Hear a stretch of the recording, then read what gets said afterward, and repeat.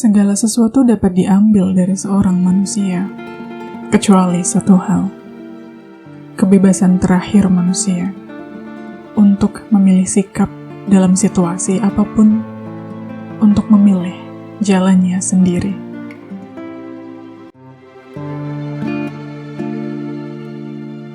Ketika kita tidak lagi mampu mengubah suatu keadaan, kita ditantang untuk mengubah diri kita sendiri.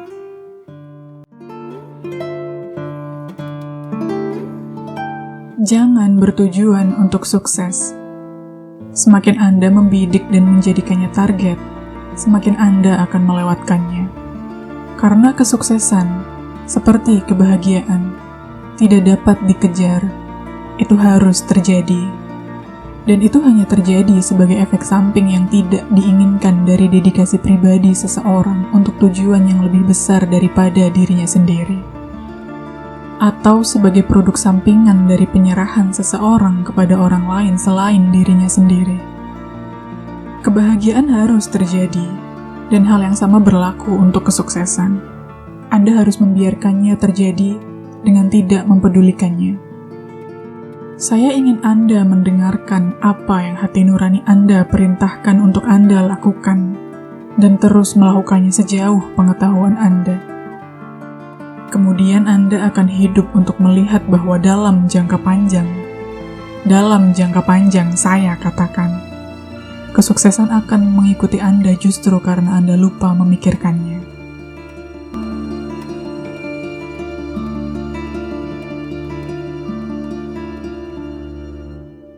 Tetapi tidak perlu malu dengan air mata, karena air mata menjadi saksi bahwa seseorang memiliki keberanian terbesar. Keberanian untuk menderita.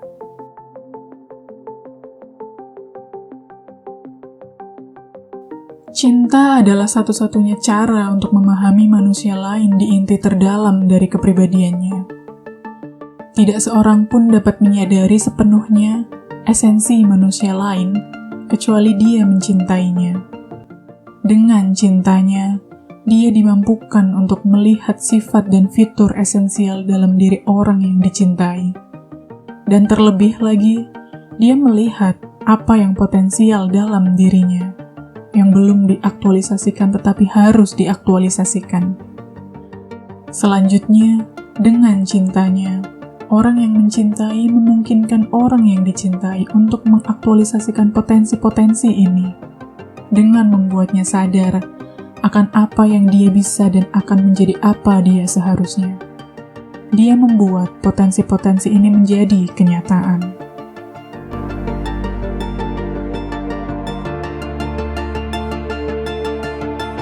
Pada akhirnya, manusia tidak boleh bertanya apa arti hidupnya, tetapi harus menyadari bahwa dialah yang ditanya. Singkatnya, setiap orang ditanyai oleh kehidupan, dan dia hanya bisa menjawab kehidupan dengan menjawab demi hidupnya sendiri. Kepada kehidupan, dia hanya bisa menanggapi dengan menjadi bertanggung jawab.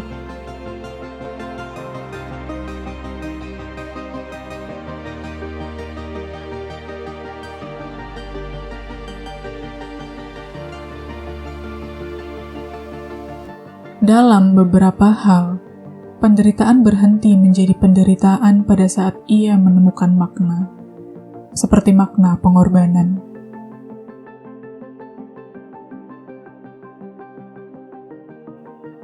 Jadi, hiduplah seolah-olah Anda sudah hidup untuk kedua kalinya, dan seolah-olah Anda telah bertindak untuk pertama kalinya, sama salahnya dengan Anda akan bertindak sekarang.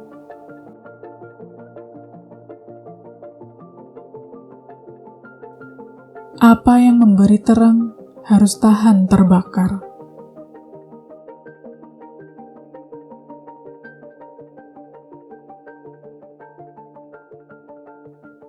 Tidak seorang pun boleh menilai, kecuali dia bertanya pada dirinya sendiri dengan kejujuran mutlak.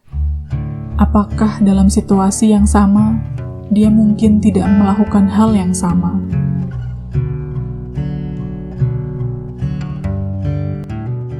Untuk pertama kalinya dalam hidup saya melihat kebenaran seperti yang dituangkan ke dalam lagu oleh begitu banyak penyair. Dinyatakan sebagai kebijaksanaan terakhir oleh begitu banyak pemikir. Kebenaran bahwa cinta adalah tujuan akhir dan tertinggi yang dapat dicita-citakan manusia. Kemudian saya memahami makna rahasia terbesar yang harus disampaikan oleh puisi manusia dan pemikiran serta kepercayaan manusia. Keselamatan manusia adalah melalui cinta dan di dalam cinta.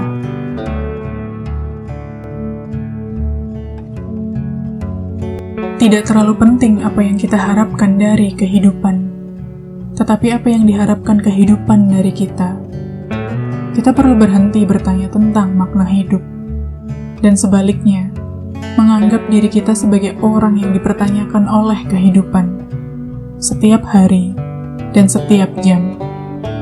Jawaban kita harus terdapat, bukan dalam pembicaraan dan meditasi, tetapi dalam tindakan yang benar dan dalam perilaku yang benar. Hidup pada akhirnya berarti mengambil tanggung jawab untuk menemukan jawaban yang tepat atas masalah-masalahnya, dan untuk memenuhi tugas-tugas yang terus-menerus ditetapkan pada setiap individu.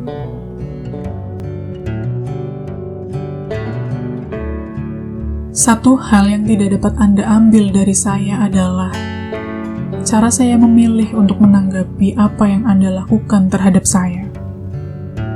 Kebebasan terakhir seseorang adalah memilih sikapnya dalam situasi apapun. Hidup tidak pernah dibuat tak tertahankan oleh keadaan, tetapi hanya karena kurangnya makna dan tujuan.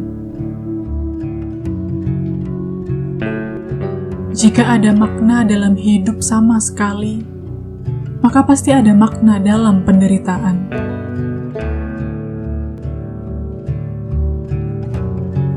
Saya tidak melupakan perbuatan baik yang dilakukan kepada saya, dan saya tidak menyimpan dendam untuk yang buruk. Kekuatan di luar kendali Anda dapat mengambil semua yang Anda miliki kecuali satu hal. Kebebasan Anda untuk memilih bagaimana Anda akan menanggapi situasi. Cinta sangat jauh melampaui pribadi fisik orang yang dicintai. Ia menemukan makna terdalamnya dalam wujud spiritualnya, batinnya. Apakah dia benar-benar hadir atau tidak? Apakah dia masih hidup atau tidak? Entah bagaimana tidak lagi menjadi penting.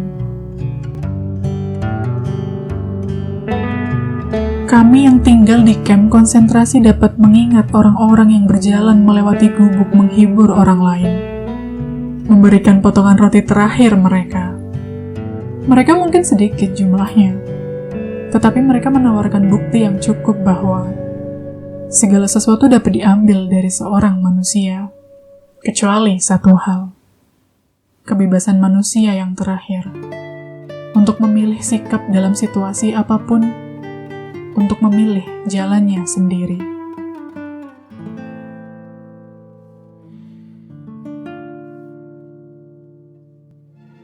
Antara stimulus dan respon ada ruang.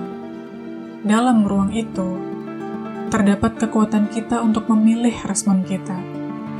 Dalam respon kita, terletak pertumbuhan dan kebebasan.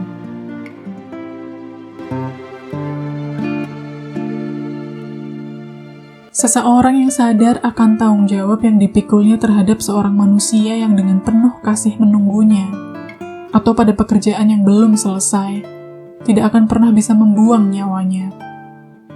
Dia tahu, quote-unquote, mengapa keberadaannya, dan akan mampu menanggung hampir semua, quote-unquote, bagaimana.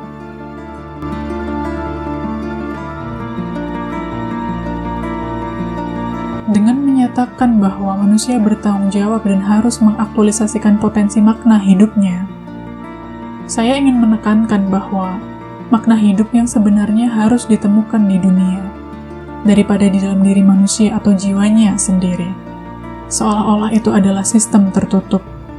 Saya telah menyebut karakteristik konstitutif ini quote-unquote, transendensi diri dari keberadaan manusia.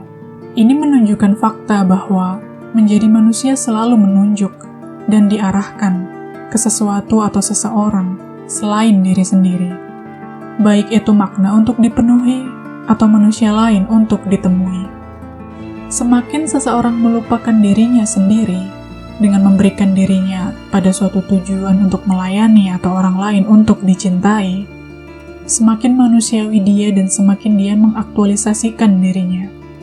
Dengan kata lain, aktualisasi diri hanya mungkin sebagai efek samping dari transendensi diri.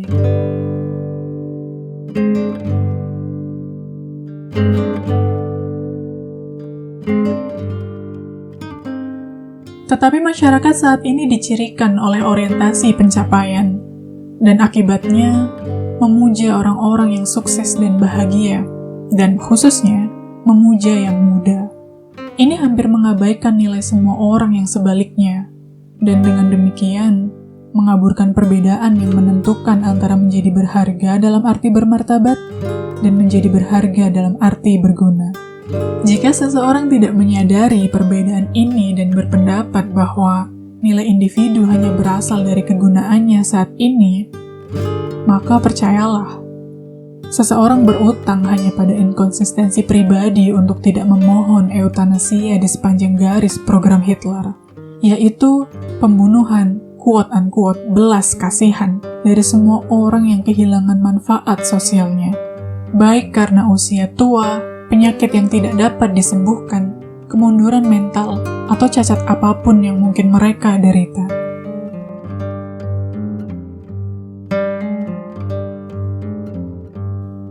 Kebebasan terbesar kita adalah kebebasan untuk memilih sikap kita.